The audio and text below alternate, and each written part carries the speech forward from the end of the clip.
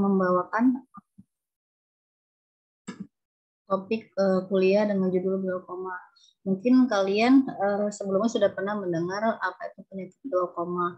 Jadi penyakit glaukoma itu merupakan salah satu penyakit mata yang merupakan penyebab kedua kebutaan di dunia maupun di Indonesia sendiri. Jadi apabila terjadi glaukoma, maka seseorang itu akan menderita kebutaan yang permanen ataupun yang irreversible. Ya. Oke. Jadi glaukoma adalah salah satu penyakit yang menyebabkan kebutaan permanen di seluruh dunia. Ya, jadi jumlahnya itu kalau di Indonesia sendiri jumlah kasus kebutaan karena glaukoma itu sekitar 0,2%, nomor 2 setelah penderita katarak. Jadi salah satu aspek yang penting daripada glaukoma itu adalah proses daripada penyebaran penyakitnya itu sendiri.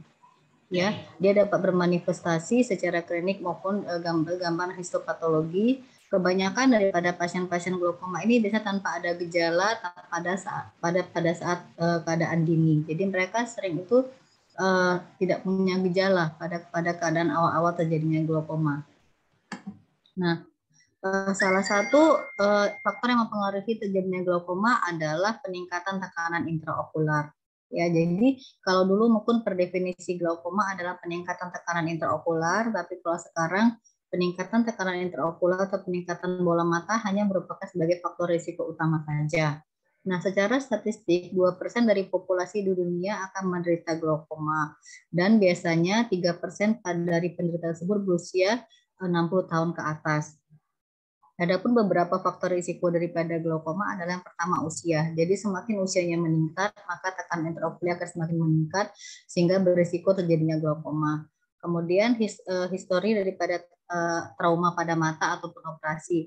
Jadi jika ada trauma pada mata merupakan suatu predisposisi terjadinya glaukoma, tapi bukan trauma semua ya, tapi ada apabila trauma yang mengenai bagian daripada trabecular meshwork akan merupakan mempunyai resiko menjadi glaukoma. Juga tindakan operasi. Jika terjadi kita melakukan tindakan operasi katarak, mungkin terjadi manipulasi yang banyak pada saat durante operasi, itu bisa menimbulkan suatu faktor risiko terjadinya glaukoma. Kemudian penyakit DM dan hipertensi. Jadi penyakit vaskularisasi bisa menyebabkan terjadinya faktor resiko terjadi glaukoma terutama pada orang yang menderita DM maupun hipertensi. Kemudian penggunaan steroid. Jadi penggunaan steroid jangka panjang terutama yang penggunaan topikal steroid selama 6-8 minggu berturut-turut bisa menyebabkan peningkatan tekanan bola mata sehingga berisiko jadi glaukoma.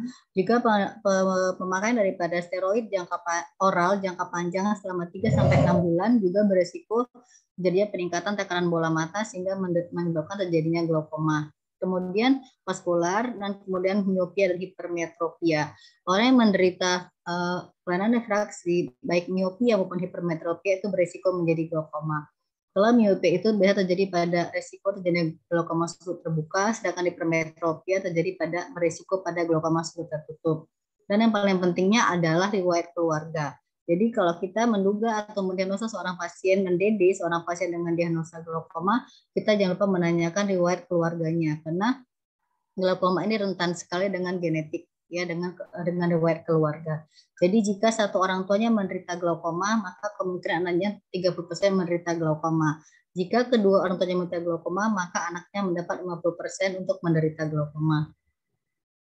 Nah, sekarang apa itu glaukoma? Glaukoma merupakan suatu kumpulan penyakit yang ditandai dengan glaukomatos damage dengan adanya kerusakan daripada optik neuropati yang disertai dengan adanya gangguan lapangan pandang dan peningkatan tekanan bola mata sebagai faktor risiko utama. Jadi per definisi itu glaukoma adalah kumpulan penyakit yang ditandai dengan adanya optik neuropati disertai dengan gangguan lapangan pandang dan peningkatan tekanan bola mata sebagai faktor risiko utama. Dalam memonitor atau mendiagnosa glaukoma ada 4 faktor yang harus kita perhatikan. Yang pertama adalah kerusakan daripada optik nerve-nya. Itu yang poin penting. Jadi kita menilai bagaimana gambaran daripada optik nerve, apakah sudah terjadi glaucomatous damage dengan menggunakan fundoskopi, kemudian loss of visual field atau kehilangan lapangan pandang. Jadi kita menilai pasien tersebut apakah sudah terjadi penurunan daripada lapangan pandangnya, kemudian peningkatan tekanan intraokulinya apakah meningkat atau tidak. dan pemeriksaan gonioskopi untuk menentukan apakah dia terbuka atau sudah tertutup. Tetapi tidak semua orang yang mempunyai tekanan bola mata yang normal itu tidak menderita glaukoma. Kita punya istilah normal tension glaukoma, artinya orang yang menderita glaukoma dengan tekanan yang normal. Tetapi sudah dijumpai adanya kerusakan daripada optik nerve dan juga gangguan daripada lapangan pandang. Nah, bagaimana gambaran daripada optic nerve damage? Yang pertama adalah pembesaran daripada cupping disc ratio daripada optic nerve-nya. Jadi normal cup CDR atau cupping disc ratio itu 0,2 sampai 0,3, sedangkan pada penderita glaukoma lebih daripada itu. Kemudian darkening ataupun penggelapan daripada retinal fiber layer-nya sekitar daripada optic nerve-nya, kemudian adanya darah, biasanya disc hemorrhage, pendarahan di disc ini pada kasus normal tension glaukoma, dan adanya notching ataupun nasalisasi. Nah, ini merupakan gambaran daripada optic nerve orang yang normal. Ya, gambaran optic nerve. Nah, di sini akan kelihatan ini yang dikatakan CDR. CDR itu ini normalnya 0,2 sampai 0,3, sedangkan yang gambar sebelah ini sudah terjadi pembesaran sekitar 0,5 sampai 0,6 untuk CDR-nya. Kemudian terjadi penggelapan biasanya di area sekitar daripada di sekitar optik discnya terjadi penggelapan, kemudian terjadi nasalisasi daerah nasalisasi ini ataupun kita sebut dengan notching di sekitar optik disc. Itu merupakan gambaran daripada gambaran daripada glaucomatous damage ya. Jadi melihatnya dengan menggunakan fundoskopi. Nah, adapun anatomi daripada optic nerve ini ada yang bagi 4, ada yang lapisan nerve fiber, kemudian prelaminar, kemudian laminar fibrosa, dan juga retrolaminar. Ini merupakan anatomi daripada optic nerve. Nah, ini merupakan kasus daripada glaucomatous yang sudah end stage ataupun sudah kasus yang berat ya. Jadi di sini kelihatan CDR itu cukup besar sekitar 0,7-0,8 ini, kemudian terjadi penggelapan di seluruh area, kemudian kita lihat adanya notching ataupun nasalisasi yang menuju ke arah cup disc ratio.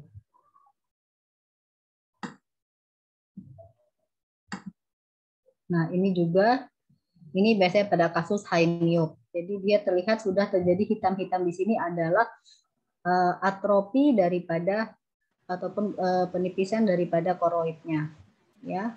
Dan sini sudah CDR sudah besar sekitar 0,9 sampai dengan 1.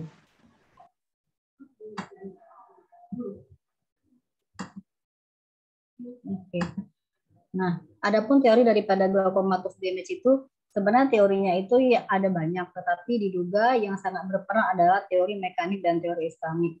Di mana teori mekanik itu adalah penekanan daripada optic nerve langsung, sedangkan teori iskemik adalah gangguan daripada autoregulasi pembuluh darah. Tetapi ada beberapa faktor lain mungkin yang saat ini banyak dikembangkan yang berhubungan dengan teori glaucomatous damage. Misalnya adalah proses daripada inflamasi yang dihubungkan dengan glaucomatous damage, kemudian dengan proses autoimun yang dihubungkan dengan glaucomatous damage, dan yang sekarang lagi tren adalah proses daripada radikal bebas atau oxidative stress yang sangat berhubungan dengan terjadinya teori glaucomatous damage.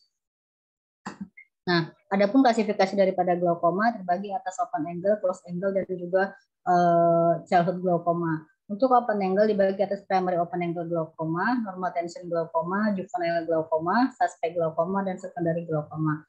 Mungkin saya akan menjelaskan sedikit apa sih perbedaan antara masing-masing ini. Nah, primary open angle glaukoma itu adalah bisa sebutnya glaukoma sudut terbuka primer, di mana dia penyebabnya. Jadi kalau kita mau mengetahui daripada penyebab daripada glaukoma terbuka dan tutup itu sangat berbeda. Di mana kalau penyebab daripada glaukoma terbuka ini akibat daripada resistensial aqueous humornya sehingga menyebabkan terjadinya kerusakan di trabecular meshock sehingga terjadi glaucomatous damage. Nah, biasanya pada POAG ini klinisnya tanpa ada keluhan. Jadi pasien datang tanpa ada keluhan, hanya saja pasien itu mengeluh pandangannya kabur dan juga ada dijumpai halo ataupun cahaya ataupun melihat lampu seperti bercahaya. Untuk primary open angle glaukoma biasanya pada usia 40 tahun ke atas. Untuk pemeriksaan akan kita jumpai gambaran daripada optic nerve headnya gambaran glaucomatous damage, kemudian penurunan daripada lapangan pandang dan peningkatan tekanan intraokuli. Dan pada gonioskopi akan nampak sudut terbuka. Sedangkan yang normal tension glaukoma hampir sama dengan POAG, hanya saja dia tekanan bola matanya normal. Dan biasanya pada optik dis akan kita jumpai disk hemorrhage atau perdarahan daripada hemorrhage. Kemudian juvenile glaukoma dia sama dengan POAG, hanya dia pada usia 1 sampai dengan 30 tahun tersebut dengan juvenile glaukoma, tetapi gambarnya sama semua. Kemudian suspek glaukoma. Nah, apa itu suspek glaukoma? Jika kita menjumpai satu di antara 3 tanda, maka kita sebut dengan suspek glaukoma. Misalnya, seseorang kita jumpai adanya gambaran daripada glaucomatous damage pada optik disknya, tetapi pada pemeriksaan lapangan pandang masih baik, dan pada pemeriksaan tekanan bola mata masih baik, kita katakan dengan suspek glaukoma.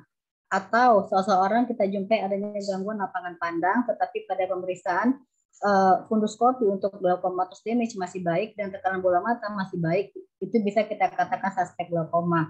Tetapi jika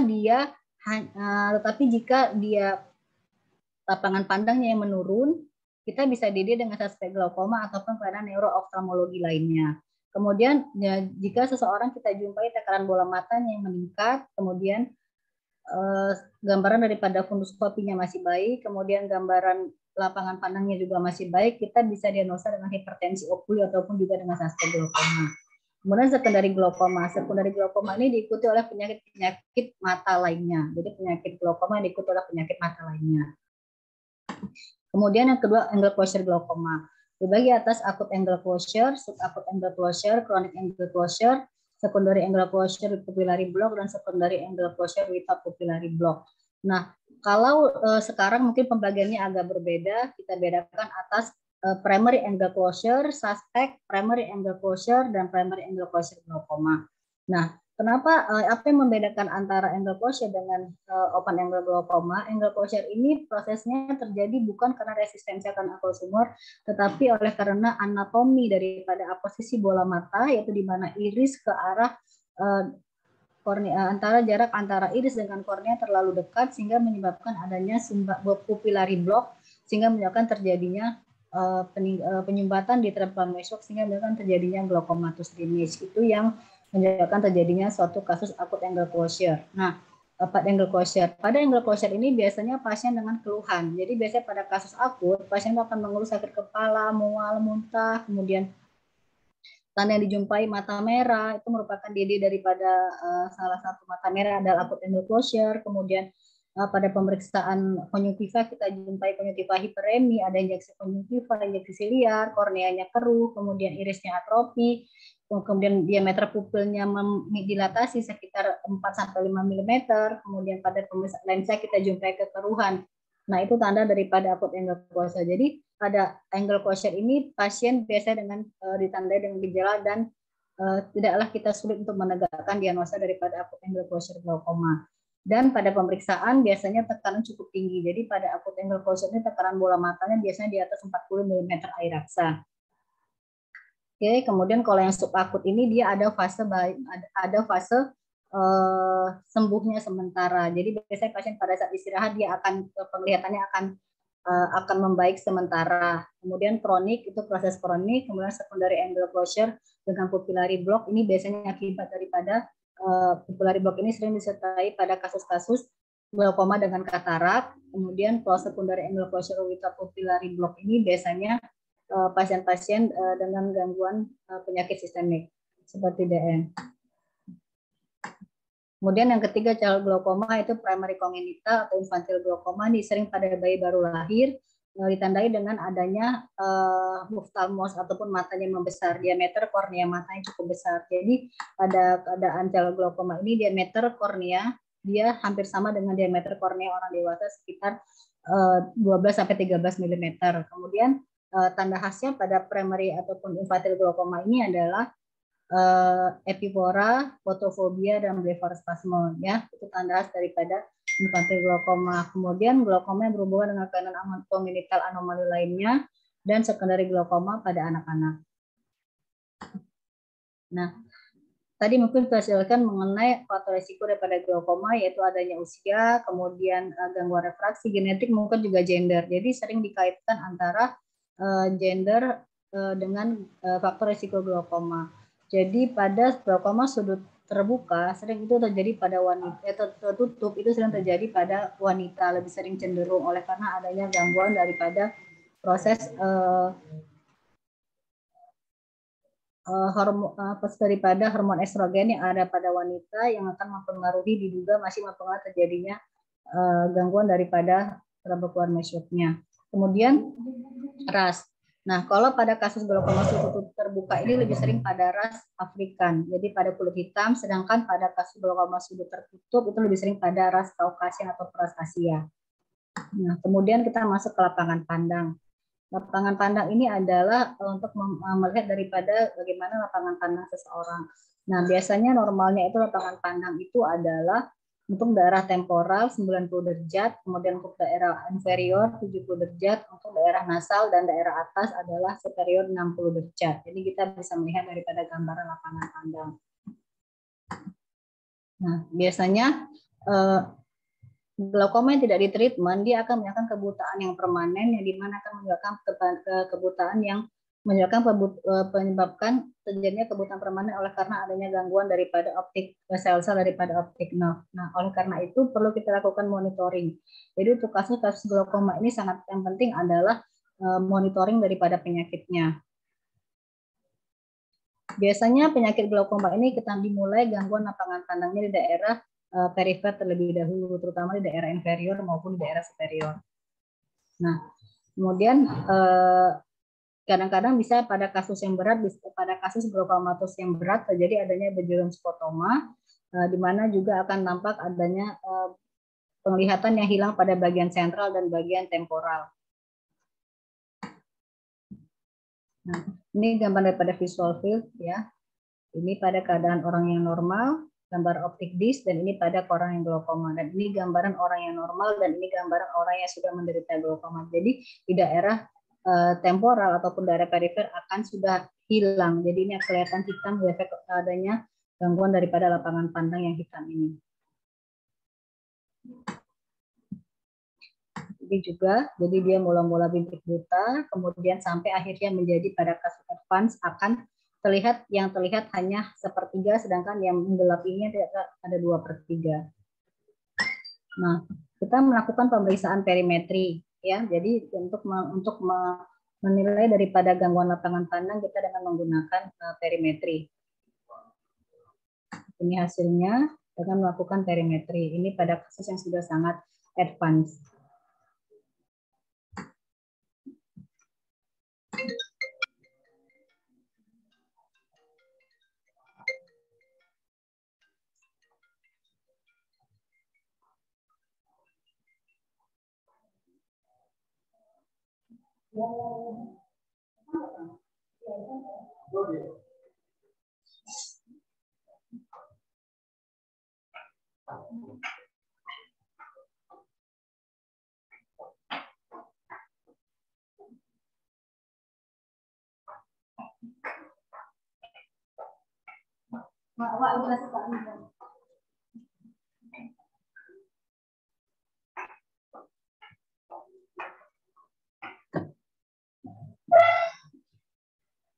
Oke, mungkin kita sambung lagi ya, Dek. Kemudian ini untuk pemeriksaan tekanan lapangan pandang yang model lama ya. Jadi ini yang model lama, kita menggunakannya dengan perimetri yang model lama. Oke, kemudian tekanan intraokular. Jadi tekanan intraokular tergantung daripada info dan outflow daripada aquasumurnya. Jadi aquasumur itu biasanya difiltrasi oleh adanya darah dan juga disekresi dari ciliary body masuk ke posterior chamber. Jadi jalurnya itu adalah aquasumur diproduksi di corpus ciliaris, kemudian masuk ke kamera oculi anterior, kamera oculi posterior melalui pupil masuk ke kamera oculi anterior, kemudian akan masuk ke trabecular meshwork, kemudian ke kanalis clamp, kemudian ke trabecular ke kanalis clamp, kemudian ke trabecular meshwork, baru kemudian ke sampai ke jala-jala sampai ke vena episclera. Itu merupakan jalur daripada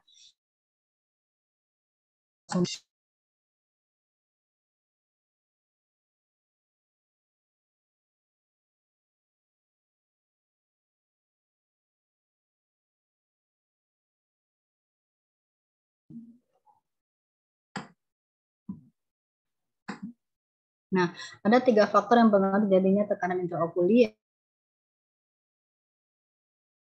Jadi produksi daripada konsumor, yang kedua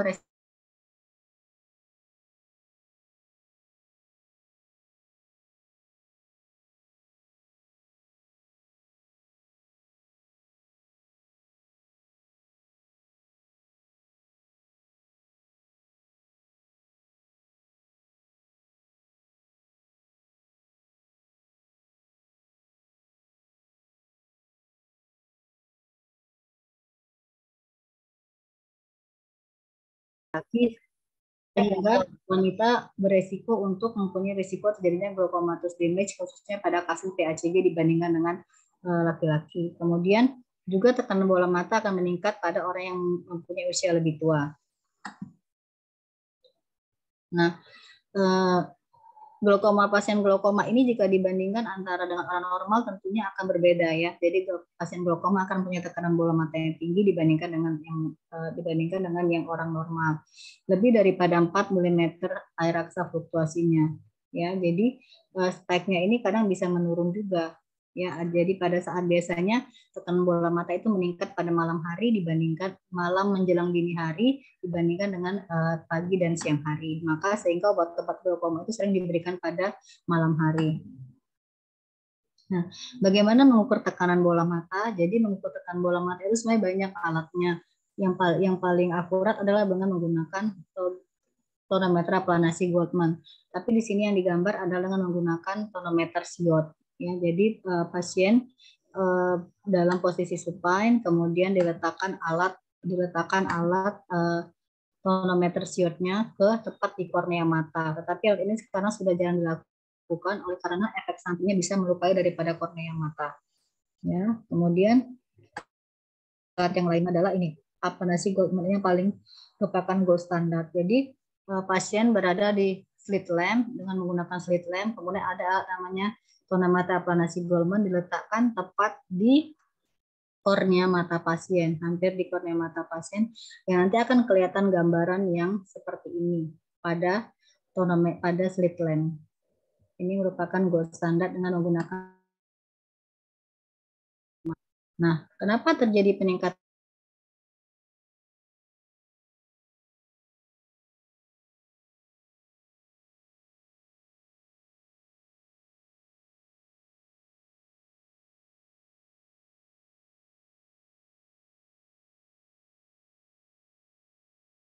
Sebutkan bahwa salah satu dalam mendiagnosa glaukoma adalah kita mulai daripada gambaran sudut.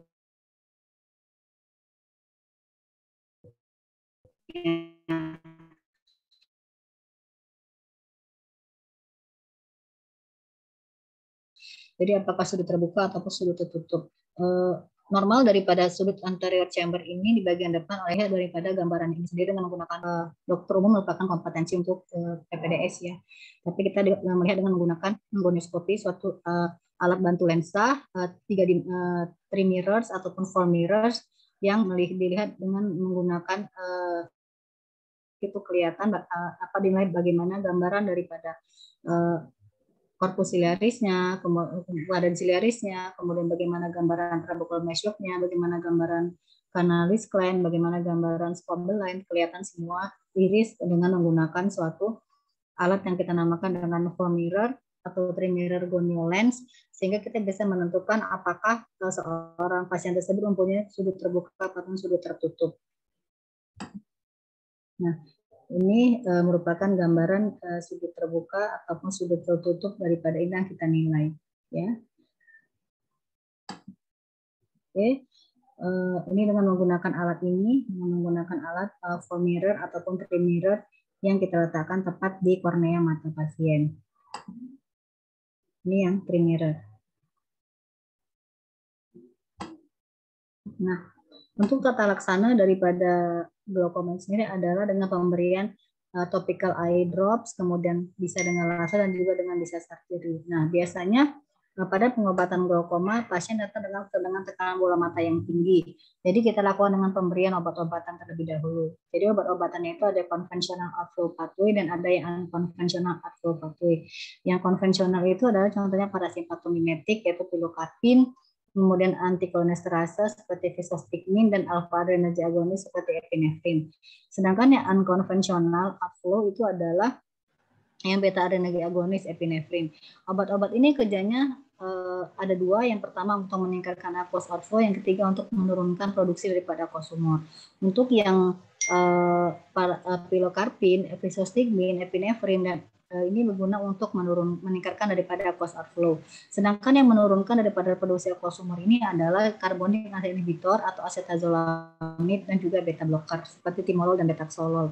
Ini menurunkan daripada produksi aqueous-humor. Tetapi sekarang ada obat baru yang merupakan suatu pengobatan gold standard yang paling baik dikatakan untuk menurunkan tekanan bola mata adalah dengan prostaglandin analog, di mana dia bekerja baik secara meningkatkan meningkatkan increase daripada aqueous outflow dan juga meningkatkan daripada oviosphere outflow, disebut juga dengan prostaglandin analog, dan dia bisa menurunkan sekitar 27 sampai dengan 32% daripada TiO. Sedangkan untuk pilocarpin dia hanya bisa menurunkan 15 sampai dengan 20%. Untuk acetazolamid menurunkan 15 sampai 20%, juga beta blocker juga 15 sampai 20%. Jadi sekarang yang paling baik digunakan adalah golongan prostaglandin analog dan juga mempunyai efek samping yang sangat minimal.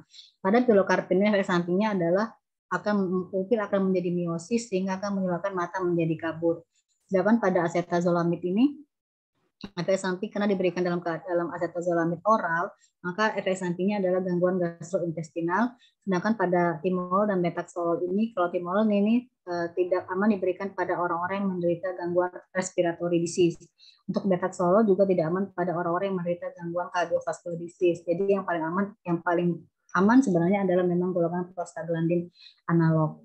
Nah, setelah dilakukan untuk kasus-kasus primary open angle glaucoma, jika dengan pengobatan kita evaluasi selama 2 sampai dengan 3 bulan, tekanan bola mata cukup stabil, penglihatan juga cukup baik, maka kita bisa meneruskan dengan tindakan medikamentosa.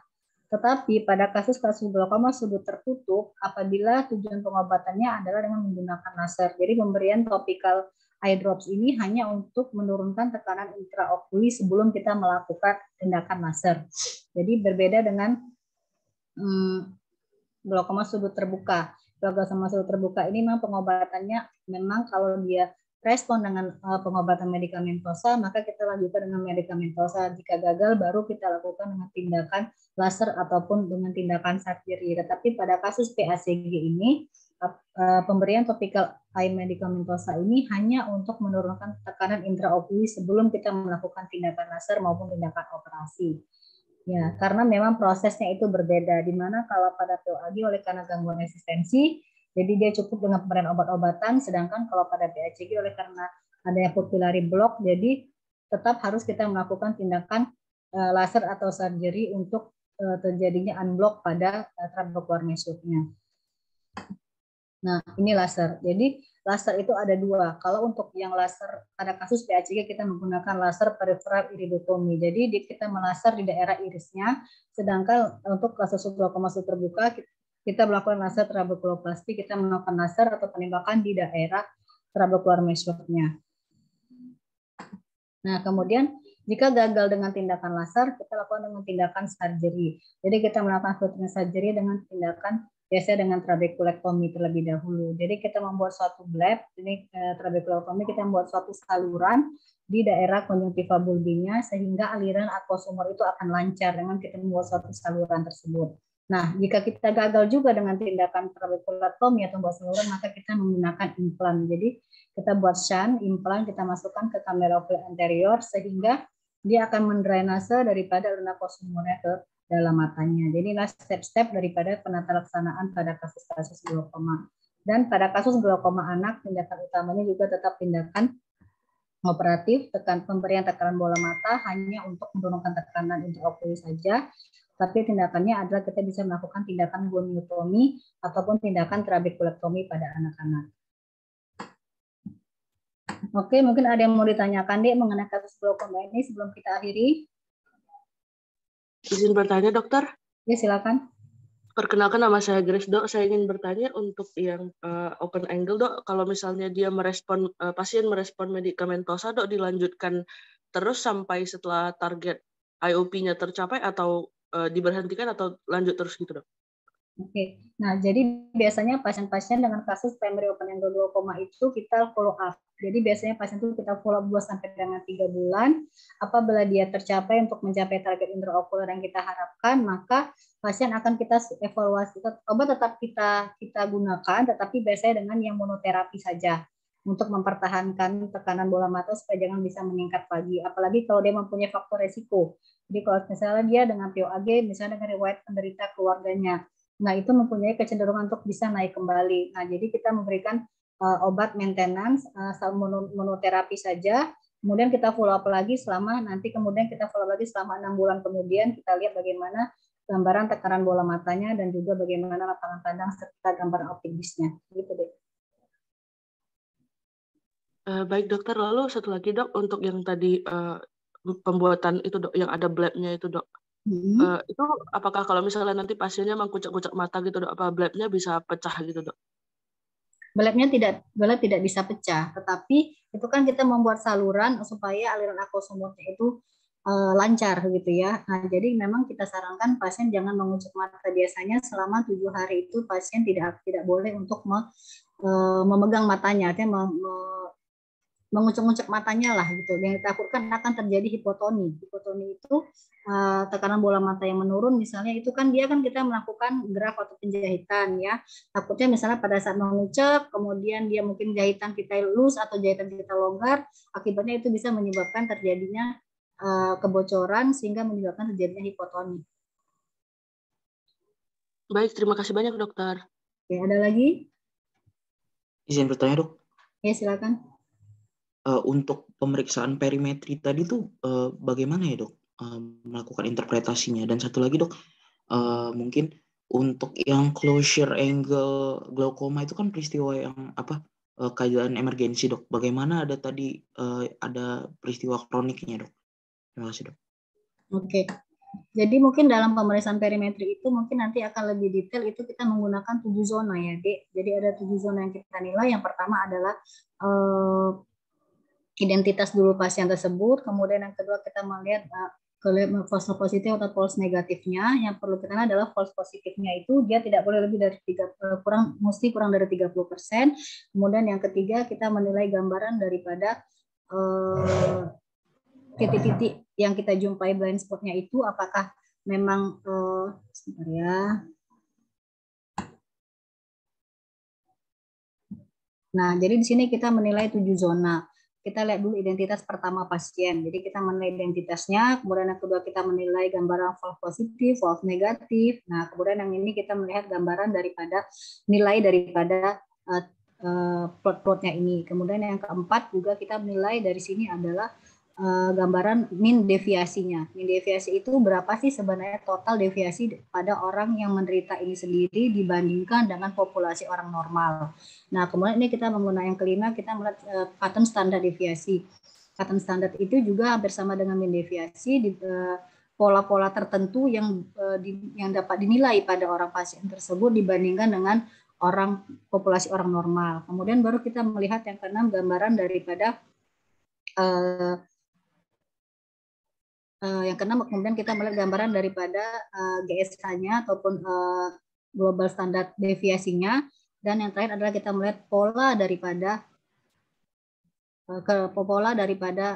gangguannya, misalnya apakah polanya altitudinal, apakah polanya arcuata, dan ini merupakan suatu pola daripada arcuata ya. Jadi kita melihat gambaran, jadi ada 7 yang kita nilai daripada pemeriksaan, 7 zona yang kita lihat daripada pemeriksaan perimetri. Kemudian bagaimana jika melakukan tindakan emergensi pada kasus PACG. Jadi memang PACG merupakan suatu kasus emergensi mata.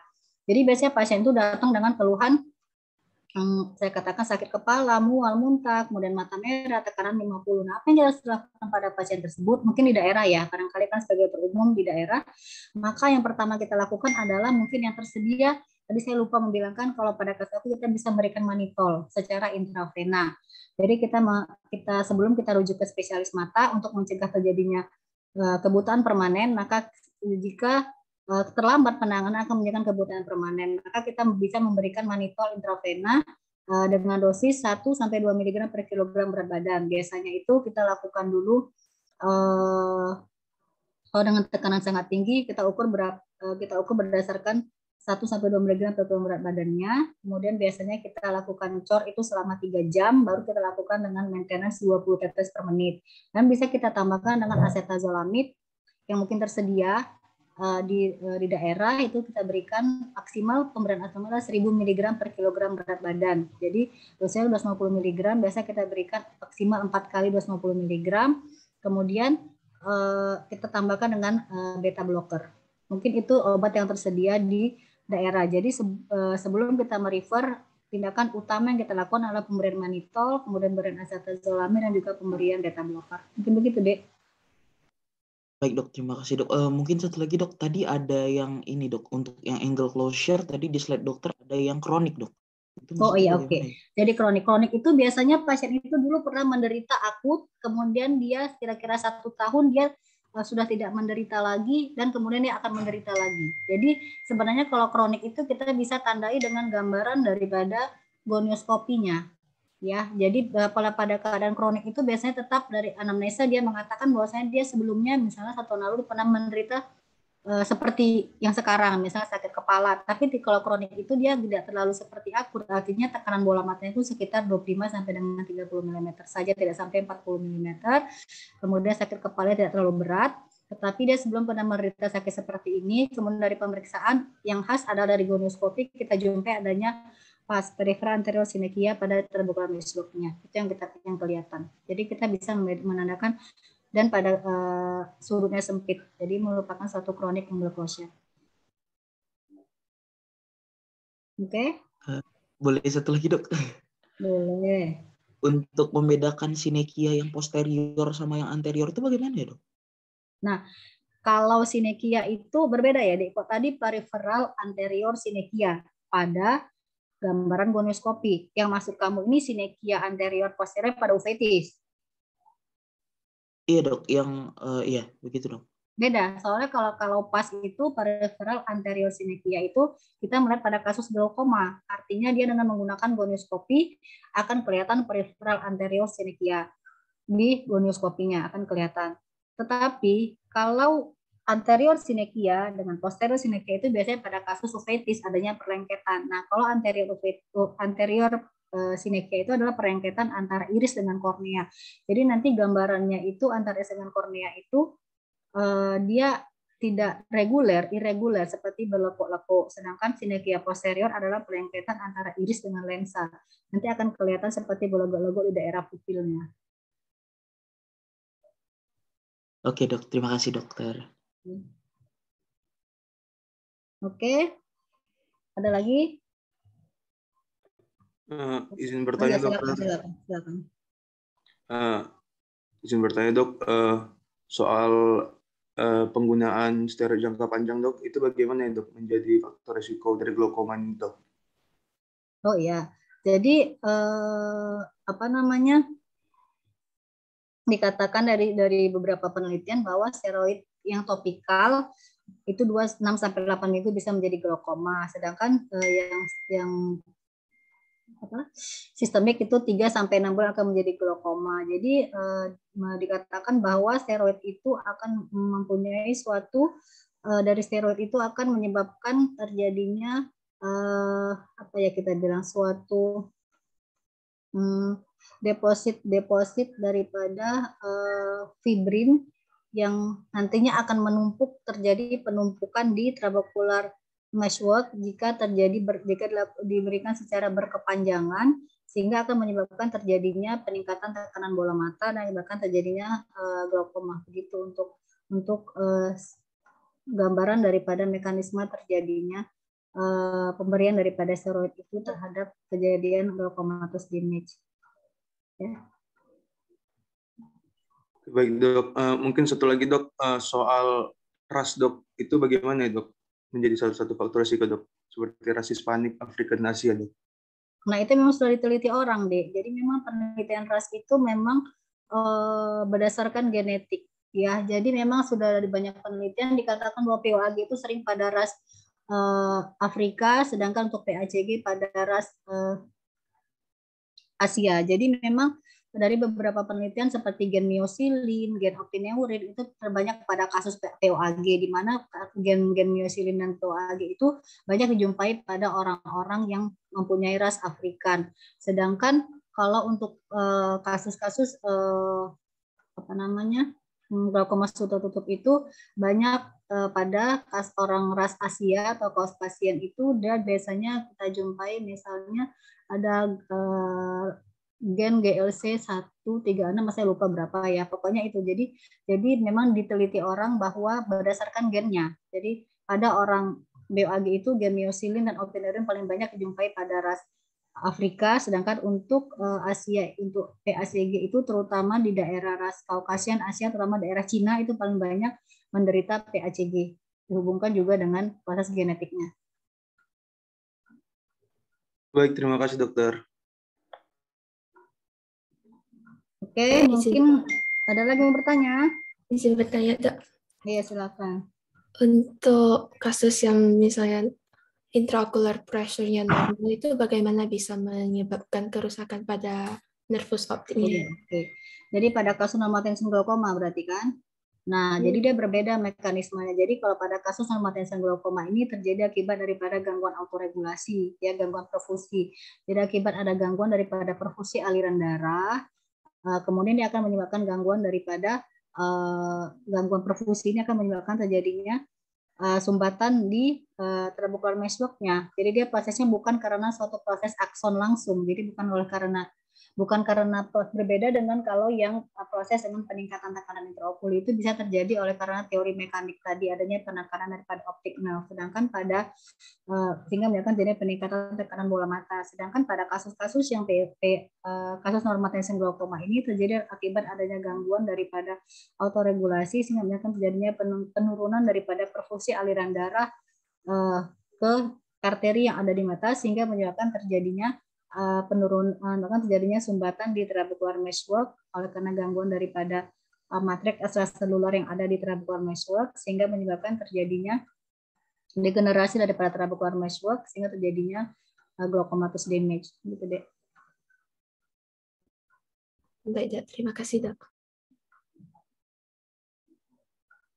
Oke, mungkin sekian dulu untuk kuliah kita pagi hari ini. Terima kasih. Mungkin kalau